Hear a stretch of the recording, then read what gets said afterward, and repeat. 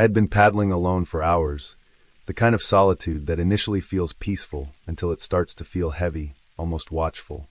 The lake was narrow, hemmed in by thick trees whose shadows reached into the water like dark fingers. The sun had just dipped below the horizon, leaving a faint tinge of gold on the rippling surface. A thin mist had started rising from the water, curling in delicate wisps around my kayak and hugging the shorelines. I could hear the soft slap of water against the hull, the occasional bird calling somewhere deep in the trees, and nothing else. The silence was nearly complete, except for the rhythmic sound of my own paddle cutting the water. I decided to stop near a small inlet on the western shore to rest.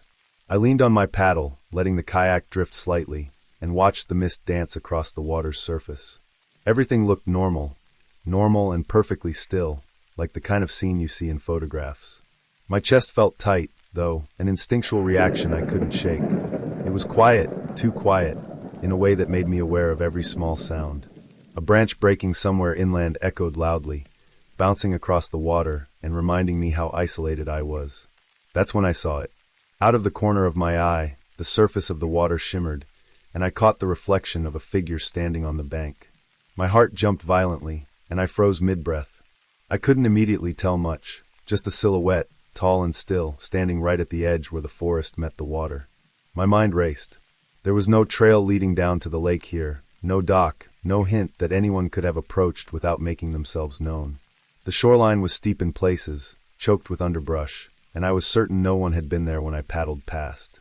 I wanted to blink, to shake my head, tell myself I was imagining it, but my body refused to move. The figure stayed there, motionless, framed against the dark outline of the trees. Every instinct screamed at me to leave, to paddle fast, but I couldn't tear my gaze away. A sudden gust of wind rippled the water, distorting the reflection, and just like that, the figure vanished. My hands shook as I gripped the paddle, trying to make sense of what I'd just seen. My mind was jumping through possibilities. Someone watching me for fun, a local trespasser, a hunter who had lost track of time. I didn't like any of them. Carefully, I began paddling again, the kayak slicing quietly through the mist. Every small splash felt magnified in the oppressive silence. I kept my eyes on the shore, scanning for movement, for anything that could explain what I'd seen. By the time I reached the opposite bank, I was tense, every nerve on edge. That's when I saw them, or rather, what they had left. Footprints. Deep, heavy prints pressed into the damp soil, leading straight from the water's edge into the dense forest. They were too deliberate, too straight to be the result of an animal. Whoever had been there hadn't wandered. They had come to watch, and then they had walked straight into the trees as if they knew exactly where they were going. I could feel my pulse in my throat. I didn't stop to analyze the footprints, didn't dare. I paddled quickly along the shoreline, hugging the edge of the lake as the mist thickened around me, curling into the cockpit and dripping from my sleeves. The air had a sharp, wet smell, the scent of mud and decaying leaves, mixed with the faint tang of algae from the lake. My kayak bumped against submerged roots and rocks I couldn't see, and each time I corrected my path, my heart jumped again. As the twilight deepened, shadows grew longer and darker.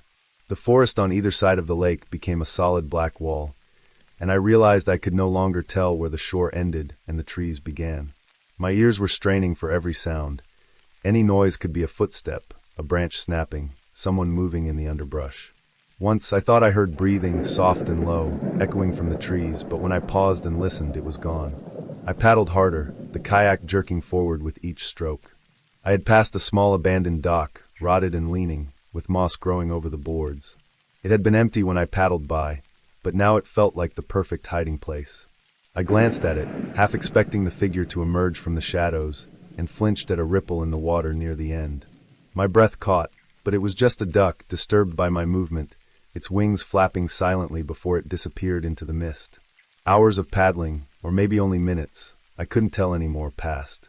The lake curved and twisted, and with every turn, the mist thickened, reducing visibility to almost nothing. I was exhausted, my arms burning from the constant effort of paddling, but fear kept me moving faster than my muscles would have otherwise allowed. Every shadow felt like it could conceal someone, every rustle in the trees like an approaching threat. Finally, in the distance, I saw it, the faint glow of my campsite lanterns. My pulse eased just a little. Relief washed over me in a wave, mixed with lingering adrenaline that made my fingers tremble. I paddled toward the lights, counting the strokes, the sound of the paddle smacking the water comforting and familiar. I could make out the outlines of tents, the smoke from the fire drifting lazily upward, the smell of burned wood and damp earth filling my nose. As I neared the shore, I pulled the kayak up onto the bank and leapt out, my legs weak and shaky. I looked back over the lake one last time. The mist had swallowed the narrow waterway again, leaving nothing but the black reflection of trees and the faint hint of moonlight on the surface. There was no sign of the figure, no footprints leading back toward the water, nothing to remind me that someone had been watching me just moments ago. I made my way to the campsite, moving carefully over the wet, uneven ground. My boots sank into mud in places, my clothes sticking to me as the sweat and mist mingled. I checked around the tents, behind the trees near the fire. Nothing. The campsite was exactly as I had left it, empty, quiet, secure. For the first time in what felt like hours, I allowed myself to breathe normally. I finally reached the fire and sank onto a log, leaning against the rough bark. The warmth of the fire was immediate, comforting, almost safe. My heart slowed, my shoulders relaxed slightly, but the memory of the figure's reflection stayed with me. I knew that no one had been inside my campsite, no one had approached while I was on the lake. Whoever had been there had remained completely hidden, watching from a distance, leaving just enough evidence to remind me that they had existed. I spent the rest of the evening sitting by the fire, repeatedly checking the shoreline, the trees, and the edge of the mist-shrouded lake. I knew I would remember that night for a long time. The way the mist curled over the water, the feeling of being observed when no one should have been there, the sudden disappearance and the footprints leading into the black forest. But for now, the lights of the fire, the smell of smoke and wet pine, and the solid presence of my campsite were enough to calm me. By the time the first stars appeared, I had packed away my kayak and tied it securely. I checked the perimeter of the campsite again, making sure nothing had moved, and finally, with the last flicker of daylight gone and the mist fading with the night chill, I allowed myself to sleep. I slept lightly, every small sound carrying my attention, but I slept nonetheless. The figure never returned. There were no signs that anyone had followed me, no new footprints, no disturbed brush, no shadows lingering in the mist.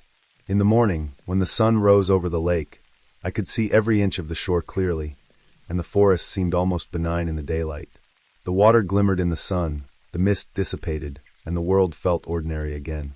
But I knew, in a way I couldn't explain, that someone had been there that night, and that knowledge would stay with me every time I paddled alone, every time I saw the mist rising off the lake, and every time I felt that eerie weight of being watched when I thought I was completely alone.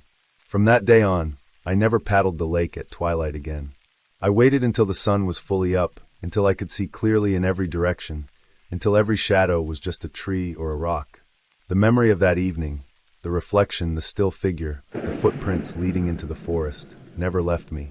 It was a quiet terror, a reminder that the world is bigger and more mysterious than we like to admit, and that sometimes, even when we think we are alone, someone is quietly watching, waiting, and disappearing before we can even react.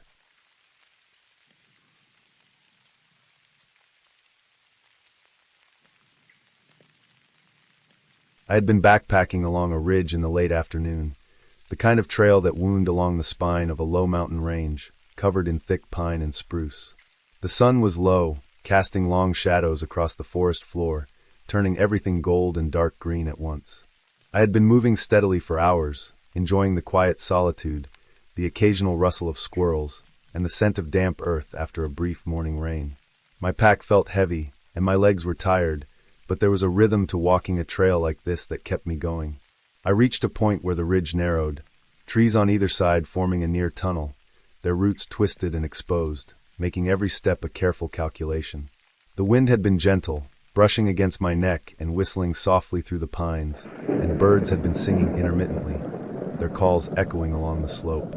Then, as I climbed over a fallen log, it was like someone had flipped a switch. The wind died completely. The birds stopped. Even the small rustles of leaves that usually told me insects were moving or small animals were around disappeared.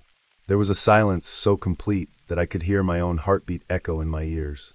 I froze mid-step, the silence pressing in on me. I had hiked alone enough to know the forest could feel empty sometimes, but this was different. It was as if the forest itself had pulled back and was holding its breath. Then I heard it, a sharp snap of a branch behind me. I spun around, but the path behind me was empty, the trees swaying gently in the absence of wind, the forest floor untouched. I tightened my grip on my trekking poles and tried to breathe slowly, telling myself it was probably a falling branch, an animal, something normal. But then I noticed the feeling, like the prickling sensation of someone staring at the back of your neck. My skin crawled. The ridge was still narrow, my only line of sight the trail ahead and the steep drop to my left, covered in a tangle of trees and brush. I started walking again, deliberately keeping my movements quiet. But every time I paused, I heard the forest respond. Twigs snapped somewhere behind me, just beyond the point I could see. My steps became faster, almost a jog. The snapping wasn't constant, but it came in small, deliberate bursts always when I slowed. I tried to rationalize it. Could it be another hiker? A hunter? It was the wrong season for hunting, I reminded myself. But the snapping didn't match human walking. It was irregular, uneven. And no voices, no calls, just the sound of movement in the otherwise perfect silence. My chest tightened, my throat dry. My hands shook as I adjusted the straps on my pack. The ridge twisted and dipped, and I found myself moving almost on instinct, following the trail without really thinking about it. My eyes darted constantly, scanning between the trunks, trying to see movement. Shadows played tricks on me. A fallen log looked like a crouching figure, a moss-covered rock like a head. Every small sound made me startle. A bird flew off somewhere behind me, startling me further, though I hadn't even noticed it was there until it took off. I paused again at a sharp bend in the trail, trying to catch my breath. The snapping had stopped. I held perfectly still, straining to hear any movement. The forest didn't respond. It stayed utterly silent. I was sweating despite the cool air, heart hammering, every instinct screaming at me to move. Slowly, almost painfully, I continued. The ridge began to open up slightly, the trees thinning as I climbed. I could see the outline of the valley below, colors muted in the dimming light. The meadow ahead would be a welcome break, a place where I could set my pack down, catch my breath, and relax. But the closer I got, the more the sensation of being watched intensified. I kept glancing over my shoulder, half expecting to see someone, or something, emerging from the trees. Another snap. Closer this time. I didn't stop. I couldn't stop. My legs moved almost of their own accord, my backpack digging into my shoulders. The air felt heavy, each breath too loud, too sharp in the oppressive quiet. Every shadow seemed alive, every brush movement a threat. The trail finally widened into the meadow. My chest heaved as I stepped into the open. Here, at least, I could see everything. No trees to hide behind, no shadows to stalk me. I stopped, trying to calm down. My hands were trembling. My eyes scanned the treeline that bordered the meadow. Nothing. No movement. Just the gentle sway of the pines, the faint smell of wet grass. I sat down heavily, my pack falling beside me with a thud that made me flinch. My heart was still racing, my mind still on high alert. I stayed there for a long time, listening. The forest had returned to normal. Birds chirped in the distance, a breeze rustled the grass, and the smell of pine and damp soil returned. I wanted to believe it had all been my imagination, the stress of the hike, exhaustion playing tricks on me. But my gut told me otherwise. Something had been following me. Something unseen. I set up my small camp on the edge of the meadow, keeping my gear between me and the treeline. Every few minutes, I would glance back, making sure nothing was emerging from the forest. I ate sparingly, drank water, and tried to force myself to relax, telling myself I had reached safety. Night fell, the sky painted in deep blues and purples, stars appearing one by one. The meadow was quiet now, but I kept my head on a swivel. Eventually, exhaustion won. I curled up on my sleeping pad, my backpack serving as a pillow, and tried to sleep. I kept one ear listening, one hand close to my trekking pole. My mind replayed every sound, every snap of a branch, every fleeting shadow. It was impossible to ignore the memory of being hunted, the way the forest had gone silent, the feeling of eyes on me that I could never locate. I slept fitfully, waking to every small sound. Dawn broke slowly, light spilling into the meadow. I packed quickly, scanning the treeline constantly. There was nothing. No tracks, no broken branches, no sign that anything had been there other than the twisted feeling it left in me. I started down the trail, still alert, still wary, my pace cautious. The ridge behind me looked peaceful now, almost inviting in the morning light. But I knew the truth. The forest could hide more than shadows. It could hide patience, stillness, and observation. I didn't stop until I reached the lower trailhead, where the path widened and hikers passed regularly. Every step on the crowded trail was a relief. every greeting from a stranger grounding me back to reality. I kept glancing over my shoulder, half expecting to see movement among the trees. But there was nothing. By the time I reached my car, parked along the small dirt lot, I was shaking, soaked in sweat and adrenaline, exhausted in a way that went beyond physical effort. I didn't leave until I had a full tank of gas, checked my phone to make sure it had service, and confirmed the doors were locked. I couldn't explain what had followed me. I didn't want to. Some things didn't need explanation. They just needed to be survived. Even now, every time I see a dense forest, I remember that ridge, the perfect silence, and the snap of branches that never truly revealed themselves. I never took another solo hike along a ridge like that. I never will.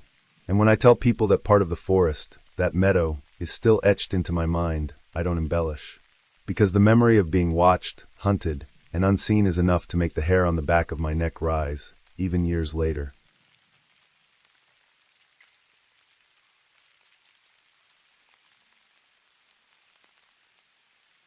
It was one of those gray, unrelenting days where the sky hung low and heavy, pressing a damp weight onto the forest.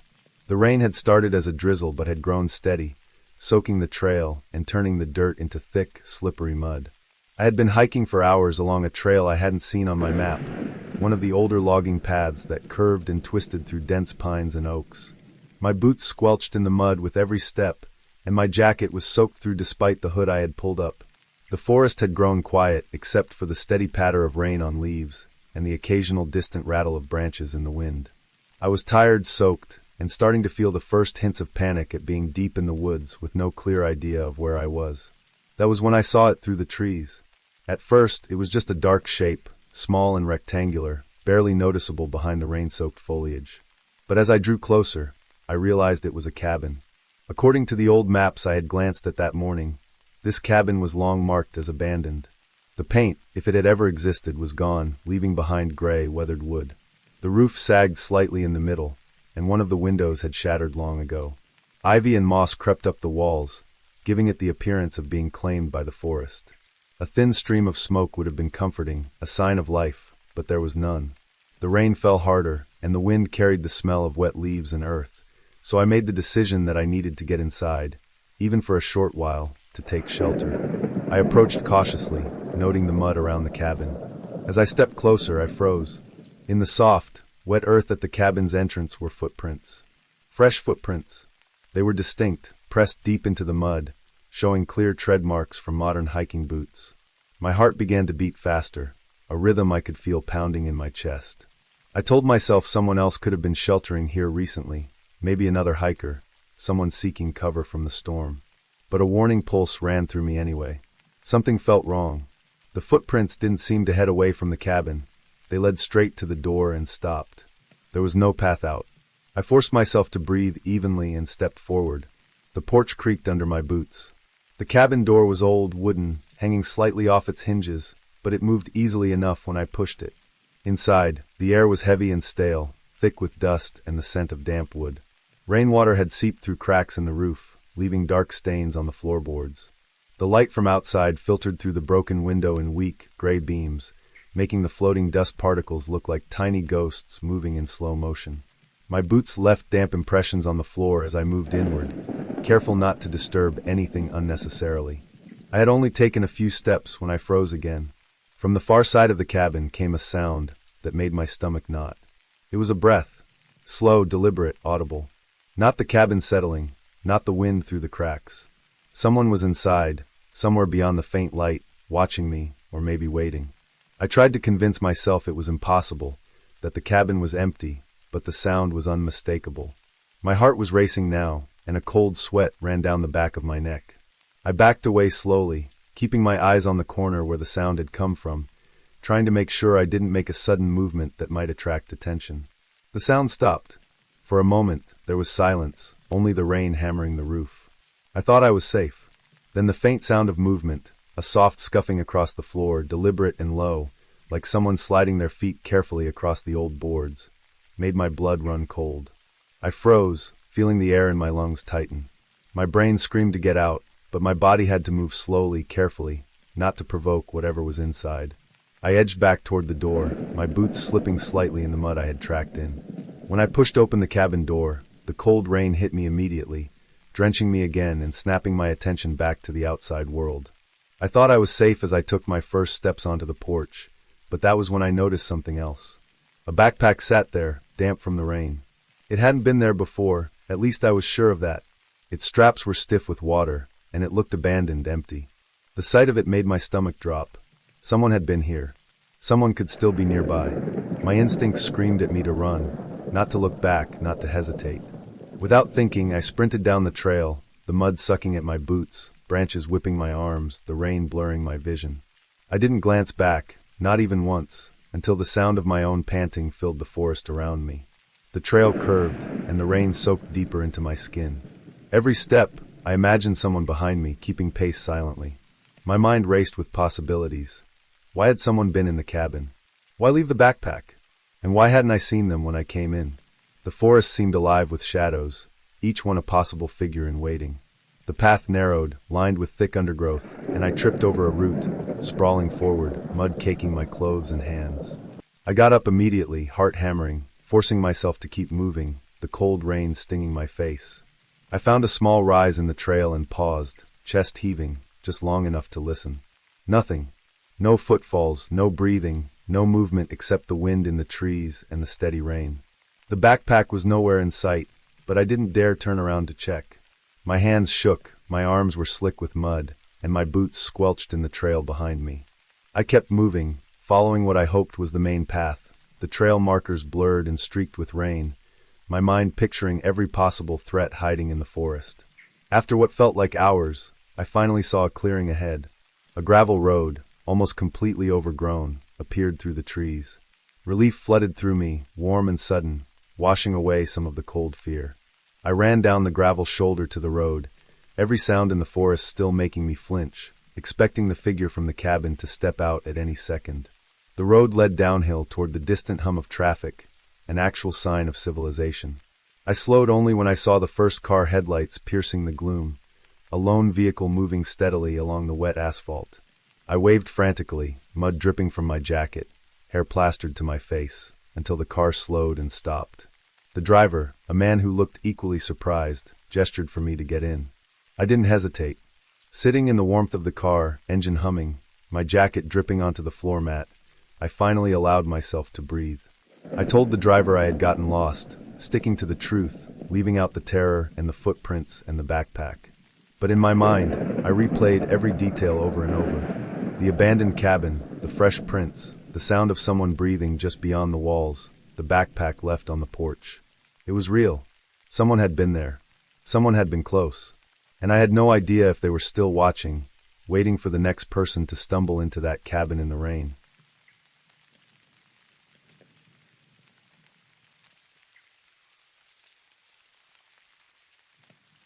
I started my hike early in the morning, before the sun had fully risen.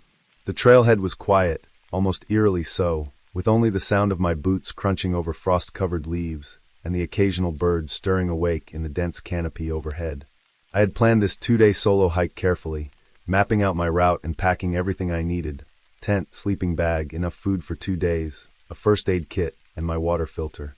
The solitude was exactly what I had been craving. The weekdays at my office were noisy and draining, and I had been yearning for silence, for a break from screens and voices. The first few hours went as expected. The trail was narrow, winding through the forest, with moss-covered rocks and fallen logs blocking some sections. I had to navigate carefully, my boots sinking slightly into patches of wet earth. Every so often, I would stop to take photos of sunlight filtering through the trees, or to check my map to make sure I wasn't veering off track. The air smelled damp but fresh, with that sharp, clean scent of pine after an early spring rain. I felt relaxed and alert at the same time, aware of the forest's subtle sounds: twigs snapping under small animals' feet, leaves rustling in the wind, the distant hum of a creek somewhere downhill. Around mid-morning, as the trail started to climb a gentle slope, I noticed another figure ahead, a hiker moving steadily along the path. At first, I thought it might be a ranger or another solo hiker like me. I waved, half expecting them to keep walking, but they waved back. It was a casual gesture, friendly, human, comforting in the isolation. I felt a slight sense of relief, a reminder that I wasn't completely alone out here. I watched them for a moment as they disappeared around a bend in the trail, the line of sight obscured by a cluster of oak trees. I continued at my usual pace, keeping the other hiker in mind, expecting that we might cross paths again later. 15 minutes passed. The trail began to level out, winding through a stretch of dense forest where the sun barely reached the ground. Then I reached the bend where I had last seen the hiker. But the trail was empty.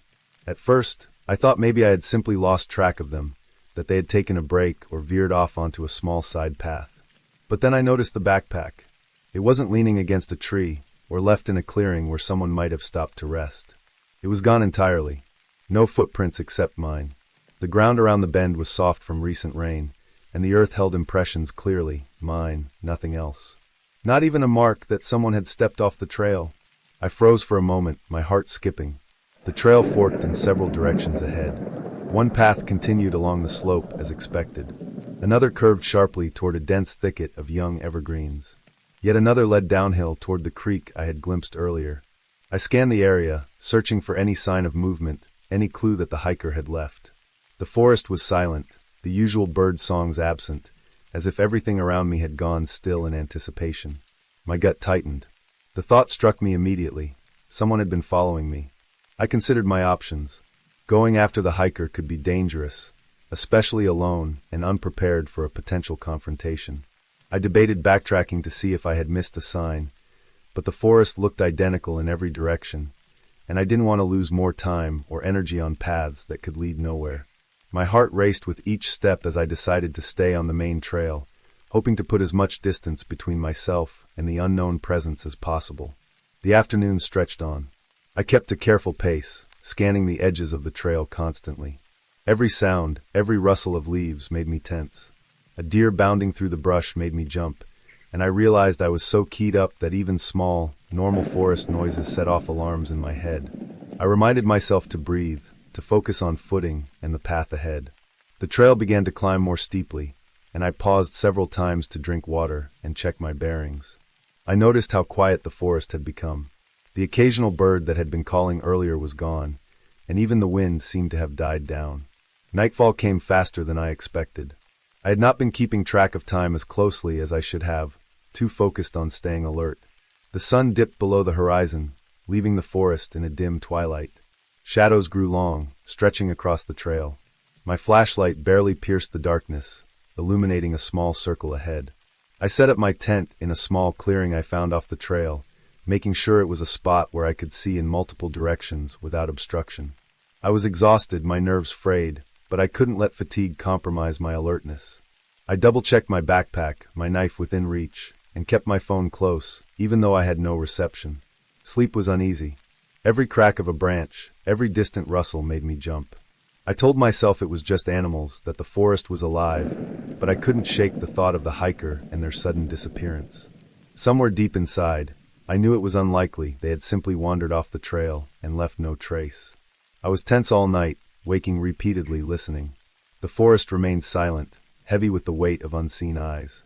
The next morning, I packed up as soon as light returned. I followed the trail with an even greater sense of urgency, my pace faster than the previous day. The wind had picked up slightly, rustling the leaves, and the sun warmed patches of the earth that had been damp overnight. Birds were back, cautiously calling, and I felt a flicker of relief at the signs of normal life. But I stayed vigilant. Every curve in the trail, every rise and dip of the terrain made me scan for movement. Hours passed. My legs ached, my water was running low, and my stomach growled, but I didn't stop except for short breaks to drink. Eventually, the trail opened into a wider path, and I saw signs of human activity, footbridges, worn steps, and finally, a small ranger station. My pace quickened, my relief mounting as I approached. The ranger at the station was friendly, but when I asked about the hiker, they shook their head. No reports of missing hikers. No recent patrols in the area had seen anyone off the trail. I described the spot, the trail, everything I had seen. They listened carefully, taking notes, but there was no confirmation of the hiker's existence beyond my account. They suggested filing a report, of course, but my instincts told me that this was one of those things that might never be solved. Even after leaving the station, and eventually returning to my car, the feeling didn't leave me. My mind replayed every detail, the wave, the sudden disappearance, the empty trail, the lack of footprints. It was a reminder that the wilderness, no matter how mapped or familiar, was full of unknowns. I didn't encounter anyone else that day, but I couldn't shake the idea that I had been watched, that someone had been following me and vanished without a trace. I never saw that hiker again, and I never found out who or what they were. But the experience stayed with me, a lesson in caution, in awareness, and in the unsettling reality that even in the open, even on a marked trail, you are never truly alone. I returned home, safe, but with a lingering sense of vulnerability, a realization that the line between solitude and danger can be thinner than you think, and that some encounters leave their mark without explanation, without closure, and without warning. From that day on, whenever I hike, I take extra precautions. I pay closer attention to every sound and shadow. I carry a whistle, a GPS tracker, and make sure someone knows exactly where I am. The forest is still beautiful, still alive with wonder, but I know now how fragile that beauty can feel when something, or someone, steps quietly into the path you thought was yours alone.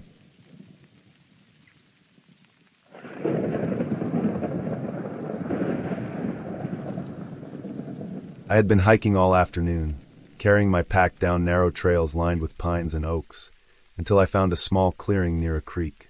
The water ran clear and cold, whispering over smooth stones, and I decided it would be the perfect spot to camp for the night. I set my tent near the bank, careful to avoid the soft mud along the water's edge, and gathered a stack of firewood from a small pile of fallen branches. The sun had just disappeared behind the ridges, leaving a dark blue twilight hanging over the trees, and the forest around me started to grow quiet, the birds settling in for the night. I worked methodically, slicing vegetables for dinner, chopping them on a small board I had brought, and setting a small portable stove on a flat rock. Steam began to rise from my pan as the vegetables sizzled, and the smell of cooking filled the air, mixing with the earthy scent of wet soil and leaves. The forest felt peaceful. I could hear the soft rush of the creek, the occasional snap of a twig, the distant caw of a crow settling somewhere in the treetops. Everything felt exactly as it should. Then I noticed it, the smell. Smoke. At first, I thought maybe I hadn't fully extinguished the stove from lunch, but the scent wasn't coming from my campsite. It was faint, but unmistakable, drifting in from somewhere deeper in the trees. My stomach sank. I looked around. There were no other campers I could see, no lights from tents, no glimmer of fire. Just the dark, rustling forest. Then I caught another scent layered on top of it, metallic, sharp, almost like blood mixed with iron, but faint, barely there. My hands froze over the knife I had been using. My heartbeat quickened. I scanned the tree-line, eyes straining against the darkness. At first, there was nothing. Then movement. 3 shapes, taller than me, walking slowly between the trees. I couldn't make out faces, only dark outlines shifting among the trunks. They moved with a fluid, cautious precision, stopping whenever I paused, then continuing when I started moving again. I realized with a sinking feeling that they were watching me, or at least tracking me. Not from a distance, but close enough that if they wanted, they could be at my tent in seconds. I backed toward my tent without making a sound, heart hammering. My flashlight lay on the small rock beside my pan. I reached for it, trying not to make a noise, my hand trembling. The figures seemed to vanish as soon as I grabbed the light. The trees were still, the forest eerily quiet again. The smoke and metallic smell had faded, but the memory of it lingered in my nose and throat, sharp and unsettling. I scanned the area with the beam, pointing it between the trunks and across the creek. Nothing. My stomach was twisting with unease. I tried to convince myself it had been an illusion, that shadows were playing tricks in the dim light, that maybe a deer or a family of raccoons had passed by. But my instincts screamed at me otherwise. The way they had stopped when I froze, the way they had moved with intent. This wasn't wildlife. Something had been out there, watching, waiting. I didn't hear any footsteps in the leaves, no snapping of branches as would come with running or walking, just the shadows moving silently. I finished cooking mechanically, every movement slow and deliberate, my ears straining for the slightest sound. I ate quickly, not tasting much, my eyes constantly scanning the dark forest beyond the creek. The sound of the water should have been soothing, but it only amplified my tension, each splash and gurgle a potential cover for movement in the trees. I double-checked my tent, making sure the zippers were tight, my pack zipped and ready in case I had to leave in a hurry. My flashlight rested on the floor beside me, turned on, ready to shine into the darkness at a moment's notice. Hours passed, or maybe it was only minutes. Time was impossible to measure with adrenaline coursing through me. Every rustle of leaves, every distant branch snap, made me spin toward the source, flashlight cutting swaths of light through the black. Once I thought I saw movement at the edge of the creek, but when I pointed the light there, it was gone, just the water glinting under the moonlight. My mind raced with possibilities, all unpleasant. Someone could be out there for hours, crouched, waiting to see if I fell asleep. They could have been studying me, gauging my campsite, making sure I was alone. Sleep was impossible.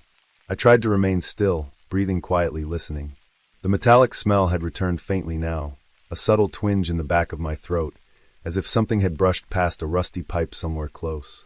I imagined them crouched just beyond my vision, watching me eat, counting my movements, knowing I was defenseless. I thought about how quickly they could have gotten to me while I was distracted. My stomach turned over at the thought. I stayed awake all night, moving as little as possible, keeping the flashlight close and occasionally scanning the forest. By the time the first light of dawn began to seep into the trees, I was exhausted, trembling, and my body ached from tension. That's when I noticed something new, flattened brush all around my tent. It wasn't random. There were distinct marks where someone, or more than one someone, had crouched, maybe shifted weight, maybe just waited. The earth was pressed down in irregular but deliberate patterns, some of them very close to the tent itself.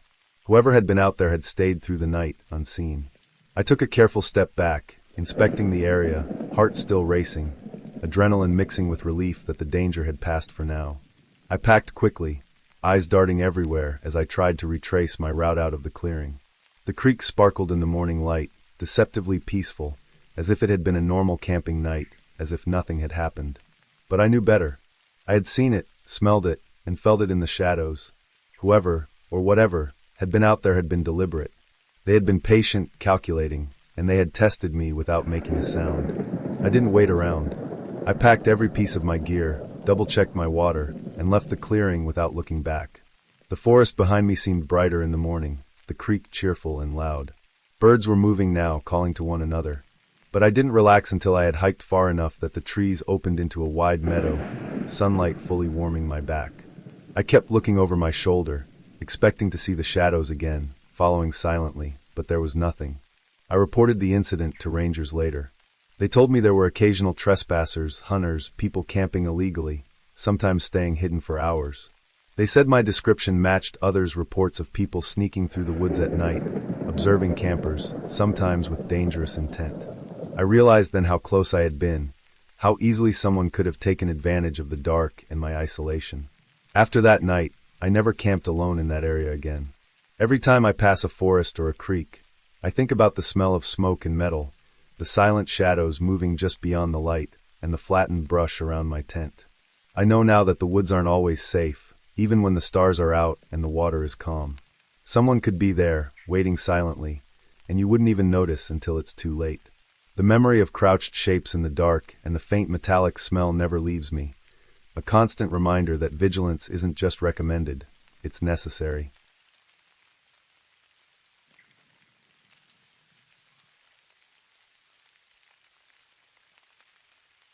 I set out for a short morning hike, just as the first gray light seeped over the ridge, the kind of dim light that makes the forest look like it's holding its breath. The air was thick with fog, curling through the trees and settling in the low spots of the trail like a living blanket. My boots sank slightly into the damp earth with every step, leaves still slick with overnight moisture brushing against my ankles. The forest was quiet except for the occasional snap of a twig underfoot and the far-off hum of a creek I could barely see through the mist. I had planned a simple loop, maybe an hour, nothing ambitious, just a chance to breathe in the cold, wet morning and push some of the week's tension out of my chest. At first, the fog was just a nuisance, softening the outlines of the trees, making familiar landmarks almost unrecognizable.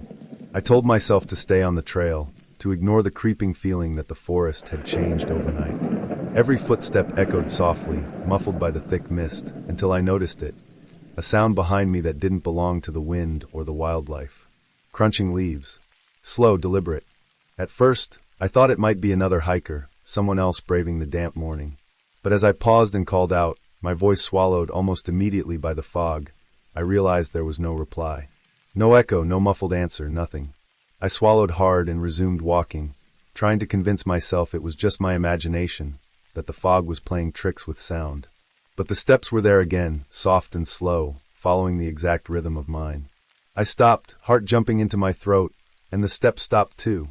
I started walking again, and they started again, keeping pace with me like a shadow made of sound. I turned sharply, expecting to catch someone emerging from the fog, a figure just beyond the mist. The trees appeared empty, trunks fading into white, their branches barely visible. Nothing moved. I spun again, my pulse hammering, scanning every tree line, every shadowed bend of the trail. The forest looked completely still, but the sound behind me kept following, unbroken. Panic started to rise. My breathing became shallow, and I forced myself to slow my steps, to be deliberate. Each footfall was mirrored behind me, precise. It wasn't like an animal. Animals don't match your pace exactly. My mind ran through every possible explanation. Maybe a hunter, maybe a jogger who'd gotten lost. But the trail was narrow, the morning too foggy for anyone to be moving silently enough to mimic me. And yet, every step I took, they matched. I ducked behind a massive oak that loomed like a dark monolith in the mist. Its roots twisted across the ground, thick and gnarled, giving me a kind of natural cover. I pressed my back against the bark and strained my ears. The crunching of leaves continued, then slowed slightly, fading into the distance, or maybe they had circled me. I couldn't tell. I stayed as still as I could, forcing myself to regulate my breathing, telling myself I just needed to wait a moment, to let whoever, or whatever, pass. Time stretched in the fog. The sun rose higher, though the light remained gray and diffuse, casting the forest in a monotone haze that made every tree look like a stranger. I listened for anything, snap of a twig, rustle of a branch, human noise. But the forest was silent except for the occasional drip of water off leaves and the distant murmur of the creek. I took the smallest steps forward, careful not to make more noise than necessary, scanning the trail ahead. The trail was empty. My imagination had to be responsible, right? That was the only rational explanation. But the memory of those synchronized footsteps made the hairs on my neck stand on end. I moved cautiously, keeping the oak between me and the trail behind. Every once in a while, I would glance over my shoulder, expecting to see a figure dissolve out of the mist, a face obscured, a shadow retreating. But there was nothing, just the fog, the trees, and the wet leaves. As I followed the trail deeper into the woods, the path became narrower, the canopy heavier. The fog clung even more tightly to the undergrowth, rolling over roots and rocks in slow, ghostly waves. Every footstep had to be deliberate, every movement calculated. My senses felt hyper-focused. The smell of damp earth and decaying leaves filled my nose, sharp and metallic. Every crack of a twig or brush of leaves made me startle.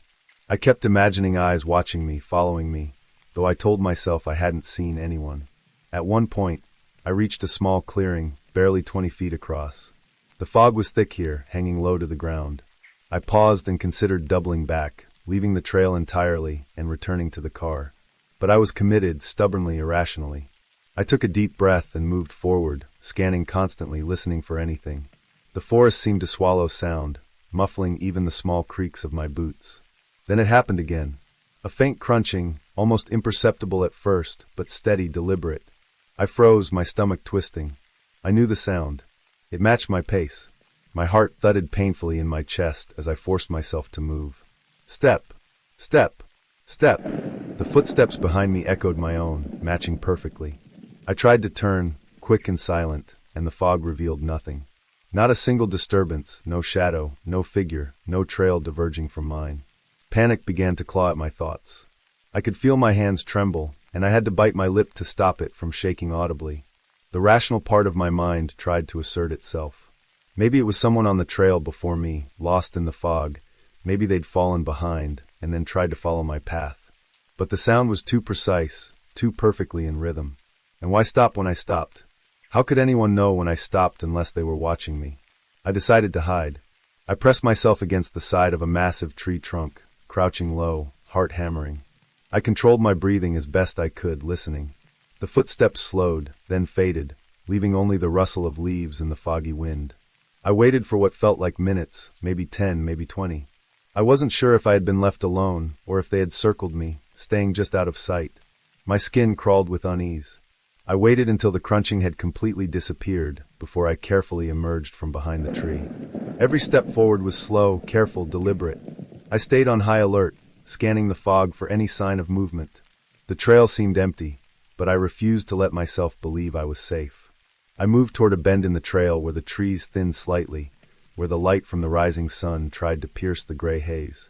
Finally, I reached the point where the trail met the old logging road that led back to the parking lot. The fog was lifting slowly, sunlight breaking through the gaps between the trees. I could see the outline of the car now, silver and slightly wet from the morning mist. Relief washed over me in heavy, shuddering waves. I moved quickly now, boots crunching over the gravel of the road, ears straining for any echo of the footsteps. There was nothing. I reached the car and fumbled with the keys, my hands trembling. Every instinct told me to leave immediately, to put distance between myself and the trail. I climbed inside, locked the doors, and sat for a moment, letting the car's heat and the small sense of enclosure calm me slightly. I forced myself to look at the trail one last time, before starting the engine. The fog had mostly lifted, leaving the forest behind a thin haze. The trail looked normal again, ordinary, harmless. As I drove away, the unease lingered, but I told myself it was over. I had no proof anyone, or anything, was there, and yet I couldn't shake the memory of those footsteps. My mind replayed the sound with every mile, a rhythm echoing in my skull. I resolved never to hike alone in fog that thick again, to stick to daylight hours and well-trodden paths. And though I returned many times to the area, I never felt comfortable on that trail, not in the quiet mornings, not in the fading light, always feeling the possibility of someone, or something, watching just out of reach, waiting for the next time the fog rolled in.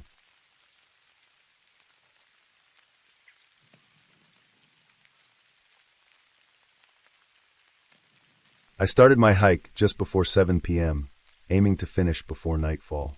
The trail I'd chosen was an old logging path I'd explored once before, years ago, when it was still open and cleared. Back then, it had seemed wide and easy to follow, lined with tall pines that cast long shadows even in late afternoon. Tonight, though, it felt different. The forest smelled damp, heavy with the musk of wet leaves and decaying wood. The sun was low, but there was still enough light to see the uneven ground, roots snaking across the path, rocks that jutted sharply from the soil, and the occasional tangle of brambles that had begun reclaiming the trail.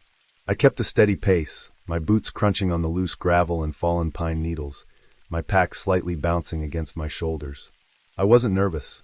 Hiking alone was something I was used to, and I always trusted my instincts. My phone had a weak signal, but the GPS seemed to be working enough to keep me on track. I glanced at it briefly, noting that I was following the old loop I'd marked months earlier. It was supposed to be a straightforward hike back to the parking lot, nothing complicated. Around 8:10, the trail split. I had expected a fork at some point, but the map didn't indicate one here. The left path looked less traveled, more overgrown, but it seemed like a shortcut back to the main trail. I hesitated for a second, then shrugged and took it. The moment I did, the forest felt thicker, darker. The trees were older here, their branches twisting and arching over the path, blocking patches of the fading sunlight. I thought about turning back, but the path seemed clear enough, and part of me didn't want to waste time retracing my steps. Minutes passed, maybe 10 or 15, and I started to notice the undergrowth closing in. Branches scraped my arms through my jacket sleeves, and the ground grew uneven, forcing me to step carefully over exposed roots and mossy logs. That's when I saw it. The trail ended abruptly. A massive fallen tree blocked the path, its trunk wider than I am tall, roots jutting into the air like claws. Beyond it, the forest floor sloped sharply, a mess of tangled brush and broken branches. There was no way through without risking a sprained ankle or worse. I stopped, looking around, and that's when the sinking feeling hit me. I pulled out my phone again. The GPS showed I was off the marked trail. Way off. The main loop was supposed to be another 20 minutes ahead if I had stayed on the original route. Panic pricked at my chest. My breathing became a little heavier, not just from exertion but from the realization that I was now in an unfamiliar, increasingly dark part of the forest. I turned to go back the way I had come, retracing my steps carefully. The branches overhead seemed to close in even more as the light faded. The sun was almost gone now, leaving only a dull, orange glow behind the dense canopy. I could feel the temperature dropping, and a subtle wind began to move through the trees, rustling leaves and carrying the scent of damp earth. It was quiet in a way that made every little sound sharper, every movement more pronounced. Then I heard it, a snap, sharp and deliberate, somewhere behind me. I froze. My heart started to pound, and I strained my ears. Another snap, closer this time. Not a branch breaking under my own feet. Not the wind. Something else. I spun around, scanning the dim forest, but saw nothing. Nothing moved. The shadows between the trees were dense and unbroken.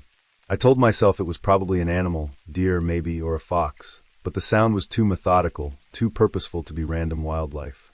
My pulse quickened, and I started walking faster, carefully stepping over roots, brushing past branches, trying to convince myself it was nothing.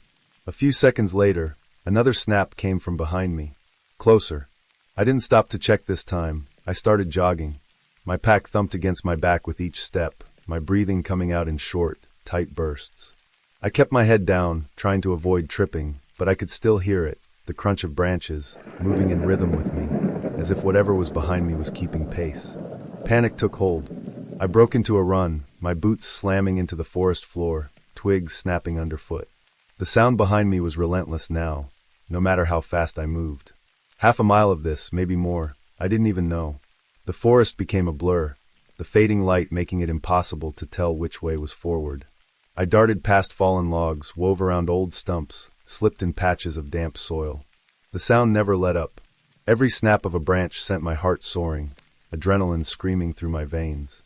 I tried shouting, hoping my voice would startle whatever was back there, but the words died in my throat. The forest swallowed them whole. I risked a glance over my shoulder, but all I saw was the dark outline of trees, nothing moving, no shape visible. Still, the sound persisted, snapping behind me with the same measured pace. It was like being followed by a phantom whose presence I could feel but not see. Time lost meaning. The minutes blurred together. My legs burned, my lungs ached, and the shadows were deepening around me. I tripped over a root and fell forward, scraping my hands and knees. My palms burned from the rough bark, and dirt smeared across my face. I scrambled back up without pausing, ignoring the sharp sting, refusing to stop. The sound behind me did not falter. I realized then that however far I had gone, it had gone the same distance. The forest thinned slightly after what felt like hours, though it was probably only 15 or 20 minutes. A faint trail emerged ahead, more open, more recognizable. My stomach gave a small, grateful lurch. This had to be the main logging road. I pushed myself harder, muscles screaming, lungs straining, and when the trail finally opened fully, I broke into a sprint, barreling down the familiar path. I didn't slow down until I saw it. The headlights of my car cutting through the gloom at the edge of the clearing. Relief hit me like a wave, but I didn't stop immediately. I kept running, tears stinging my eyes, breath ragged, my body shaking from a mix of fear and exertion. When I finally skidded to a stop in the gravel parking area, I bent over, hands on my knees, gasping, trying to force calm back into my body. I scanned the tree line, expecting to see movement, expecting to see someone or something emerge. But there was nothing, just shadows and the faint rustle of leaves stirred by the wind. I leaned against the hood of my car, shaking, my heart still pounding in my chest, trying to make sense of what had followed me. My phone buzzed weakly in my pocket, a signal finally reaching me. I checked it instinctively, but the GPS still showed me as off the trail, the loop incomplete. I sat in the driver's seat with the doors locked, staring at the forest. My hands shook uncontrollably as I gripped the wheel. I replayed every sound, every snap, every shadow in my mind. I could still hear it in my head, the methodical crunch of branches, the steady, unrelenting pace that had mirrored my own. It wasn't until I drove away, headlights cutting into the darkness, that I finally began to calm down. Even now, weeks later, I can remember the way the air smelled, the damp heaviness of the forest, the way the shadows stretched unnaturally, the sound of those snapping branches that followed me for what felt like miles. I know it was probably just a deer, maybe a group of deer, or some animal that had been spooked, keeping pace with me through the trees. Logically, I tell myself that. But the memory of it, of being utterly alone, off the map, with something unseen moving behind me, is etched into my mind. I haven't hiked that trail alone since. I never will. The experience was a harsh reminder of how quickly the familiar can become dangerous, how the forest that seems safe in daylight can become a maze of shadows and fear once the sun dips below the horizon. I learned that night to respect the unknown, to never assume I could control every situation, and that sometimes the scariest things aren't the monsters we imagine, but the ones our minds and instincts force us to confront when we are truly alone.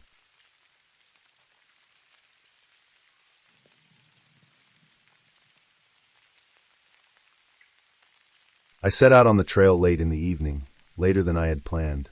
The sun had already begun its slow descent, painting the sky in shades of burnt orange and deep purple.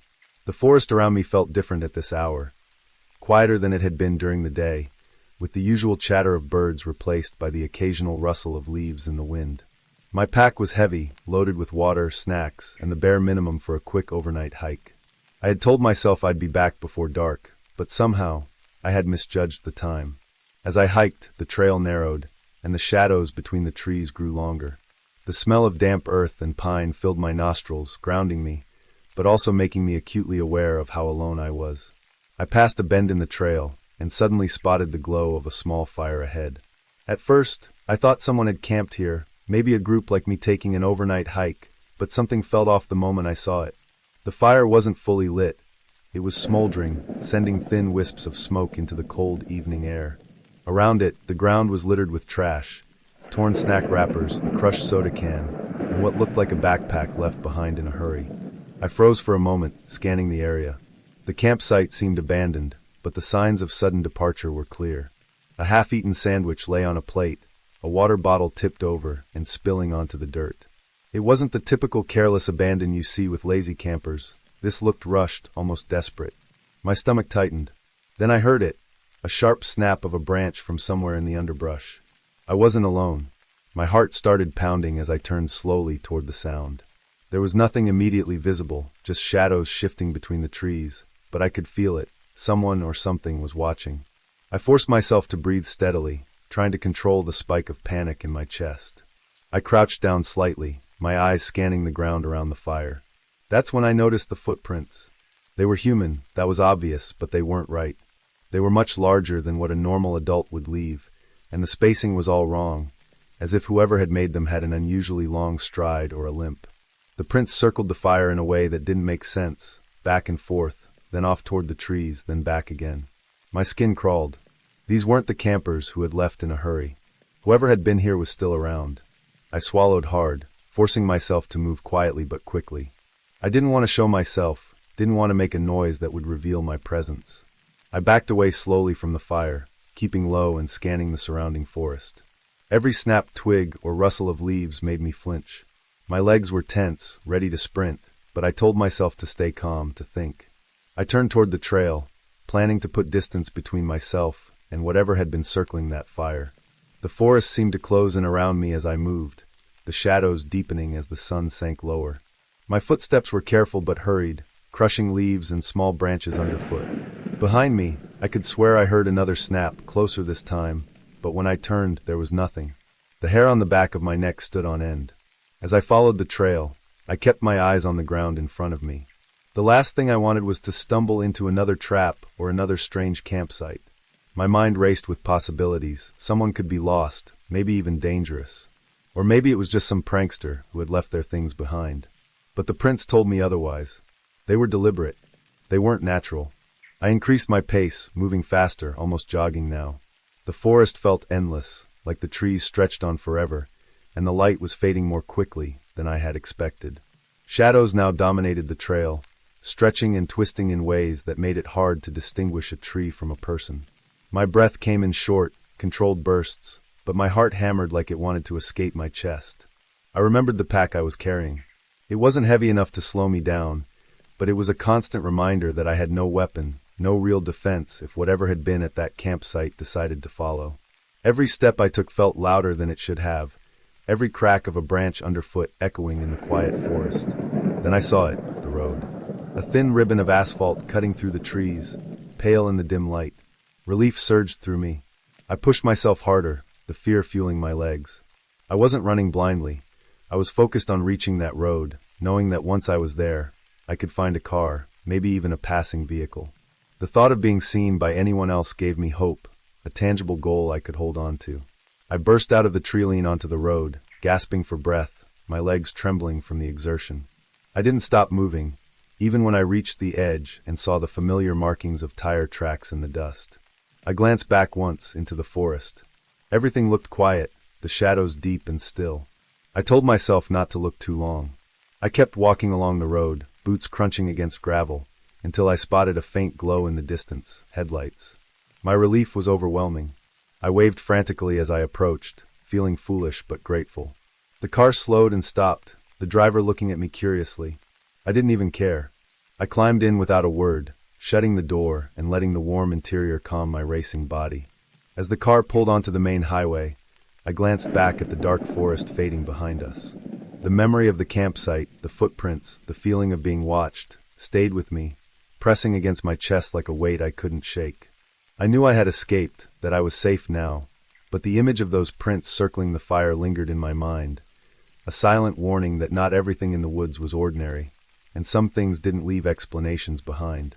By the time we reached the next town, night had fully settled. The lights of buildings and street lamps felt like a shield against the forest. I walked into a small convenience store, buying a bottle of water to steady myself. I took my time, looking around at the normalcy of people living their regular lives, and I realized how easily one could disappear in the woods, how quickly a quiet evening hike could turn into a situation that tested every instinct for survival. Later, back at my own car and finally heading home, I replayed every detail over and over. The abandoned campsite, the smoldering fire, the wrong footprints, the way the forest had felt alive in a way it shouldn't have. The fear hadn't left me, but neither had the gratitude. I had made it out intact. And I knew that while the forest might be quiet again, it didn't forgive mistakes, and it didn't forget. Some things, I thought, belonged in the shadows for a reason. And I had no intention of going back to find out why.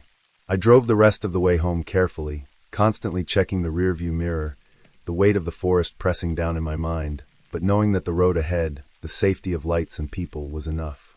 When I finally reached my apartment, I locked the doors and sat in silence for a long time, just listening to the hum of electricity and the occasional car passing by. The forest was miles away, but its memory lingered like a shadow I couldn't shake, a reminder that alone in the woods, even a moment's distraction could change everything.